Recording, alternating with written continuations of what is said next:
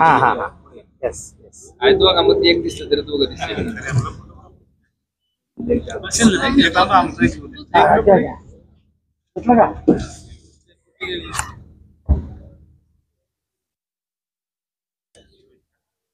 अच्छा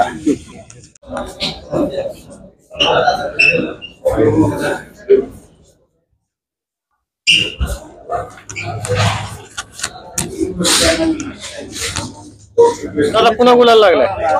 खरं तर धाराशिव कळंब विधानसभा मतदारसंघातल्या सर्व मतदारांचं, सर्व महाविकास आघाडीच्या नेते मंडळीचं, प्रत्येक गाव पातळीवरल्या कार्यकर्त्याचं मी मनापासून आभार मानतो.